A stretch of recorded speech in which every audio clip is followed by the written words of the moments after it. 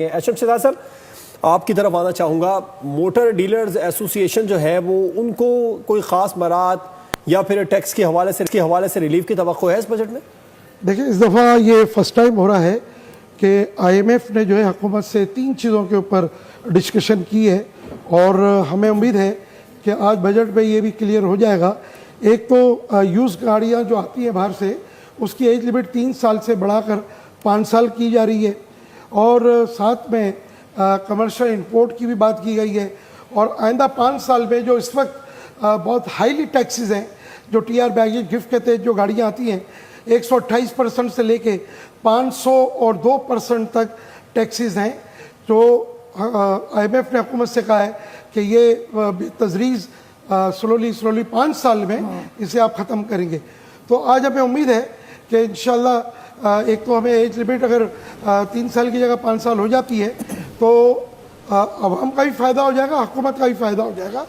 थोड़ा सा बैकग्राउंड इसका ये बता दूं मैं कि पिछले 40 साल से पाक सुजुकी और 36 साल से टोयोटा होंडा बहुत बुरी तरह जो है वो नाकाम रही है हमारे मुल्क में लोकलाइजेशन करने में, मेड इन पाकिस्तान गाड़ी बनाने में। एक पॉलिसी आई है 2021-2026, उसमें जो नए असेंबलर्स और पुराने असेंबलर्स से ये कहा गया था कि आप स्लोली आप मैन्युफैक्चरिंग की तरफ जाएं, लोकलाइजेशन करें, मुल्क की ज़रूरत को पूरा करें और फिर गाड़ियाँ एक्सपोर्ट करें। लेकिन इस 5 साल में भी ये नाकाम रहे। अब जाके हुकूमत ने ये फैसला किया है, जो अब हुकूमत जो है वो टैरिफ के ऊपर जो हुकूमत ने काम किया है, उससे ये वाज़े तौर पे पता चल रहा है कि लोकल असेंबलर्स पर जितनी भी मराहत थी वो हुकूमत ख़त्म करने जा रही है। और आईएमएफ के कहने के मुताबिक इस्तेमाल शुदा गाड़ियाँ वो एक तो एज लिमिट 5 साल ले जाएंगे, ऊपर से अगर कमर्शियल इंपोर्ट अलाउ कर देते हैं तो इस साल हुकूमत को मैं समझता हूँ कि अगर ये मनोमन हुकूमत ये बात को मान ले तो मैं समझता हूँ 150 से 200 अरब हुकूमत को रेवेन्यू मिल जाएगा। आवाम को जो इस वक्त एक छोटी गाड़ी भी जो है ना पाकिस्तानी, जो सब स्टैंडर्ड गाड़ी है और असेंबल्ड शुदा गाड़ी है, दुनिया की महंगी तरीन CKD SKD इंपोर्ट करने के बाद पाकिस्तानी आवाम को दी जा रही हो 32.5 लाख रुपए की गाड़ी है। अगर जो IMF की बात मान ली जाए तो 20 से 22। आप कोई पॉइंट अपना ऐड करना चाह रहे थे जिस दौरान गुफ्तगू कर रहे थे काशिफ साहब? देखिए, जो काशिफ साहब बात कर रहे हैं ना, शायद इनको इस चीज़ का इल्म नहीं है कि जो तीन बड़े जो प्लेयर्स हैं जिसमें पाक सुजुकी, होंडा और टोयोटा, 40 साल हो गए सुजुकी को और 36 साल हो गए टोयोटा और होंडा को। जो डिलीशन प्रोग्राम जो साइन हुआ था ना, वो 3 साल की बात नहीं है, वहाँ से 40 साल पहले साइन हुआ था। और उसकी स्प्रिट ये थी कि आइंदा 5 साल बाद ट्रांसफ़र ऑफ टेक्नोलॉजी हमारे मुल्क में आएगा और सुजुकी पाक सुजुकी बन के मुल्क की ज़रूरत को पूरा करेगी, सस्ती म्यारी अच्छी गाड़ियाँ बनाएगी, मेड इन पाकिस्तान गाड़ी बनेगी और फिर ये एक्सपोर्ट करेंगे। आज 40 साल में तो उन्होंने ये कुछ किया नहीं। अच्छा, अब ये टोयोटा होंडा की भी यही हालत रही।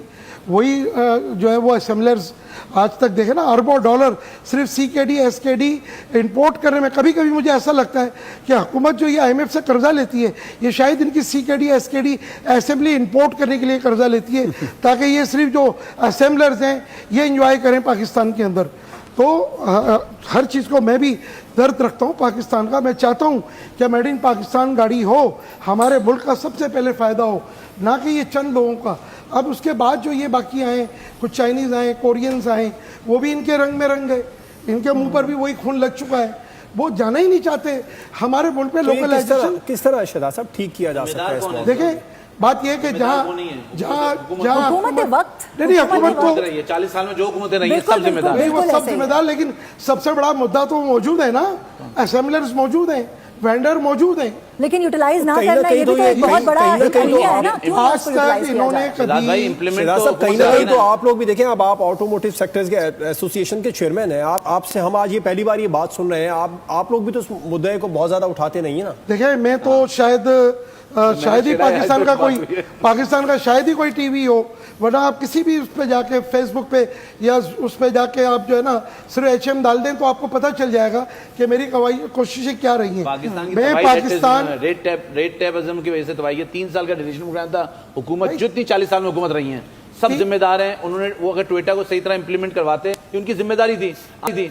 आपके पड़ोसी मुल्क में सारी चीजें इंप्लीमेंट हो गई, डिजिटल प्रोग्राम सर, कहीं ना कहीं मेरा सवाल ये, कहीं ना कहीं एसोसिएशन भी जिम्मेदार है ना, अपने मौक़िफ़, अपने मुतालिबा जब आपने मनवाने होते हैं, आप सड़कों पे आके सड़कों को ब्लॉक कर देते, बंद कर देते। ये चूंकि अवामी रिलीफ उस तरह की एसोसिएशन नहीं है हमारी।